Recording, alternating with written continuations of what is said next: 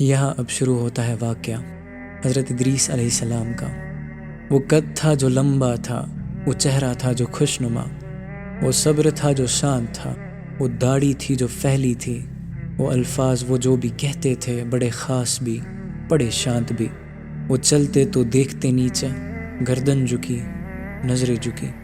حضرت ادریس علیہ السلام وہ جب بھی کچھ بولتے تو سوچ سمجھ کر بولتے، غور و فکر کر کے بولتے، اور جب بھی کچھ سنتے تو غور و فکر سے سنتے۔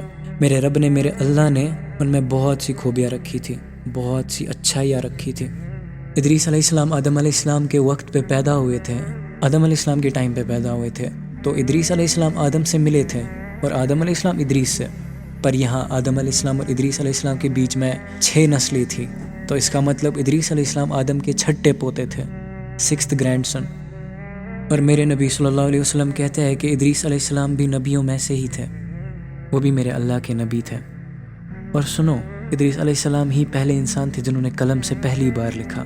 تب کوئی نہیں جانتا تھا کہ قلم کیا ہے، قلم سے کیسے لکھتے ہیں، تب تک کوئی نہیں جانتا تھا جب تک کہ میرے رب نے، میرے اللہ نے ادریس علیہ السلام کو نہیں سکھایا کہ لکھنا کیسے ہے، اور ادریس علیہ السلام نے باقیوں کو بھی سکھایا کہ لکھنا کیسے ہے۔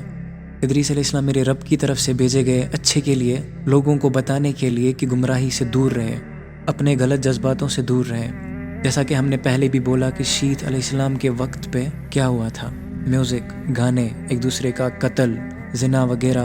ادریس علیہ السلام بھیجے گئے تھے یہ سب چیزوں کو دور کرنے کے لیے، یہ سب چیزوں سے لوگوں کو دور رکھنے کے لیے۔ اور بہت سی پرانی کتابوں میں یہ بھی آیا ہے کہ ادریس علیہ السلام ہی پہلے وہ انسان تھے جنہوں نے تلوار اور جنگ کا سامان استعمال کیا اپنے دشمنوں کی فوج سے لڑنے کے لیے، جو انصاف کے لیے لڑے۔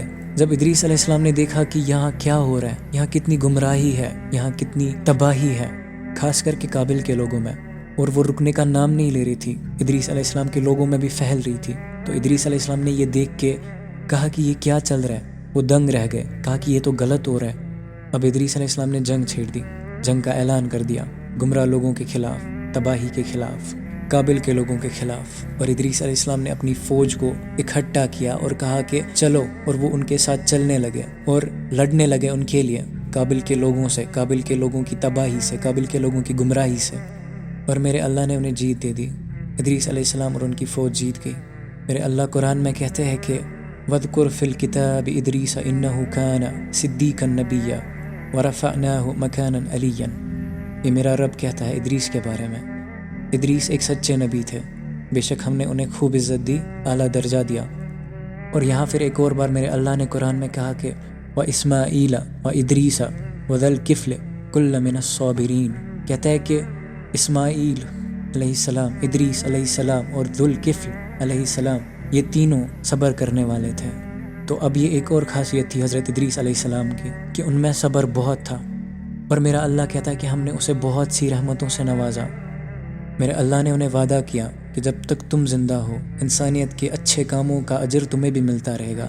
اس کا مطلب کہ تب کے وقت پہ اگر کوئی اچھا کام کرتا تو اس کا اجر ادریس علیہ السلام کو بھی ملتا۔ اب ادریس علیہ السلام شکران کرنے لگے رب کا، اور انہیں پتہ چل گیا کہ انہیں اور زیادہ تحفے کیسے مل سکتے ہیں۔ جب تک کہ وہ اس دنیا میں ہے انہیں تحفے ملتے رہیں گے، تو اس کا مطلب انہیں اور زیادہ زندہ رہنا تھا۔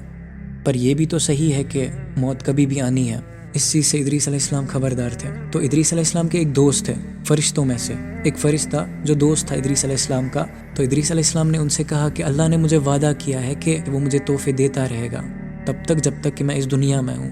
تو ہم کیا کرتے ہیں، ہم موت کے فرشتے سے مل کر تھوڑی بات چیت کر لیتے ہیں، اسے کہیں گے کہ کوشش کرے، رب سے بات کرے، کہے اس سے کہ مجھے تھوڑا اور وقت ملے، ادریس علیہ السلام کو تھوڑا اور وقت ملے اس دنیا میں رہنے کا۔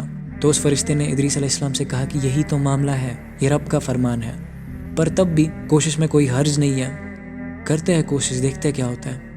تو فرشتے نے حضرت ادریس علیہ السلام سے کہا کہ چلو اب میرے پنکھوں پہ بیٹھ جاؤ، ہم چلتے ہیں، کرتے ہیں کوشش۔ تو اب ادریس علیہ السلام اس فرشتے کے ساتھ نکل گئے۔ اب راستے میں جنتیں آ رہی تھی، ادریس علیہ السلام نے پہلی جنت پار کر لی، پھر دوسری جنت پار کر لی، پھر تیسری بھی کر لی۔ اور اب سنو، جب وہ چوتھی جنت میں پہنچے تو میرے اللہ نے موت کے فرشتے سے کہا کہ جا ادریس کی روح چوتھی جنت میں لے لے۔ تو اب موت کا فرشتہ سوچنے لگا کہ میں ادریس کی روح کیسے لوں، وہ بھی جنت میں، وہ تو دنیا میں ہے، تو جنت میں کیسے لوں؟ پر خیر وہ چلا گیا۔ تو جو ہی وہ چوتھی جنت میں پہنچا تو اس نے اس فرشتے کو دیکھا جو ادریس علیہ السلام کا دوست تھا. تو اس فرشتے نے موت کے فرشتے سے وہی کہا جو ادریس علیہ السلام نے اس فرشتے سے کہا تھا کہ تھوڑا سا وقت اور مل جائے, کہ تم کوشش کر لو, رب سے کہو کہ ابھی مجھے اور تھوڑا سا وقت دے. تو موت کا فرشتہ کہنے لگا کہ پر ادریس کہاں ہے, وہ ہے کہاں؟ تو اگلا فرشتہ کہنے لگا وہ یہیں میرے پیچھے ہے. تو موت کے فرشتے نے کہا کہ میں بھی سوچوں کہ ادریس کی روح چوتھی جنت میں کیسی لی جائے, وہ تو یہی ہے. اب خیر موت کے فرشتے نے ادریس علیہ السلام کی روح لے لی. فرشتے سے کہا اور ادریس علیہ السلام سے کہا کہ اللہ کا فرمان ہے کہ آپ کی روح یہی لینی ہے. اور میرے نبی محمد صلی اللہ علیہ وسلم کہتے ہیں کہ جب اللہ کے حکم سے مجھے معراج کے لیے لیا گیا تو میں نے چوتھی جنت میں ادریس کو دیکھا, میں ان سے ملا. اب ادریس علیہ السلام گزر گیا اور آگے وقت بڑھتا گیا. اور اس کے بعد کیا ہوا؟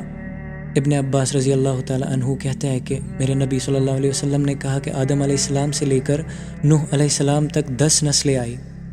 نوح علیہ السلام جو ادریس علیہ السلام کے بعد آئے, کہا کہ نوح علیہ السلام تک 10 نسلیں آئی, جب تک کہ لوگ کہتے تھے اللہ ایک ہے, صرف اللہ ہے جو معبود ہے, تب تک اسلام قائم تھا.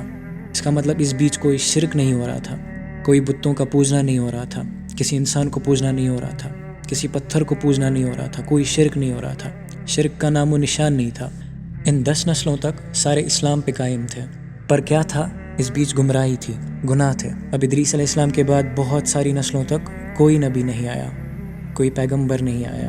ادریس علیہ السلام کے گزرنے کے بعد اب ادریس علیہ السلام کے کچھ ساتھی تھے, کچھ ان کے راستے پہ چلنے والے تھے, کچھ لوگ جو بہت وفادار تھے اور اللہ سے ڈرنے والے تھے اور اللہ سے محبت کرنے والے تھے. لوگ ان کی عزت کرتے تھے.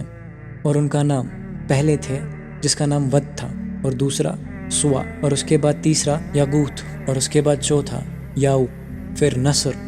یہ کچھ تھے جنہیں لوگ بہت زیادہ پسند کرتے تھے. اب یہاں کھیل شروع ہوا شیطان کا. جب یہ لوگ گزرے, اب لوگ جب جنازے پہ چلے گئے تو ابلیس اور باقی شیطانوں کو کچھ خیال آیا. تو شیطان نے لوگوں کو غلط خیال دیا, ایک آئیڈیا دیا, کہا کہ یہ سچے لوگ تھے, ود اور ان کے جیسے باقی, ان کا ایک بڑا درجہ ہونا چاہیے, ان کی واہ واہ ہونی چاہیے, ان کی عزت ہونی چاہیے, ہمیں ان کا نام یاد رکھنا چاہیے. تو لوگوں نے کہا کہ ہم کیا کریں, ان کا نام کیسے یاد رہے گا, ان کی واہ واہ کیسے ہوگی. تو ابلیس نے کہا کہ ہم کیا کرتے ہیں, ہم ان کے پتلے بنائیں گے, ان کی جگہوں پہ جہاں یہ دفن ہے وہاں پہ ہم پتلے بنائیں گے, اور جب بھی کوئی یہاں سے گزرے گا وہ ان کو یاد کرے گا, اور جب بھی کوئی یہاں سے گزرے گا وہ ان کو یاد کرے گا. اب لوگوں نے کیا کیا, انہوں نے پتلے بنانے شروع کیے, پر انہوں نے ابھی پوجا نہیں, انہوں نے ان پتلوں کو پوجا نہیں, بس یاد کرتے رہے انہیں دیکھ کے.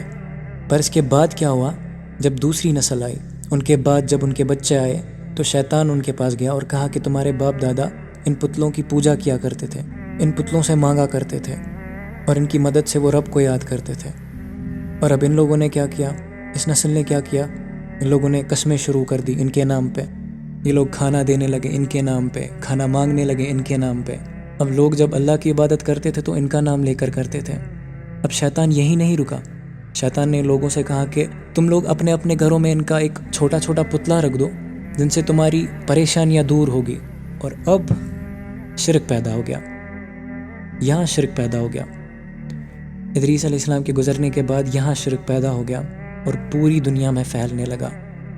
اور اب کسی کے منہ پہ لا الہ الا اللہ نہیں تھا سوائے نوح علیہ السلام کے.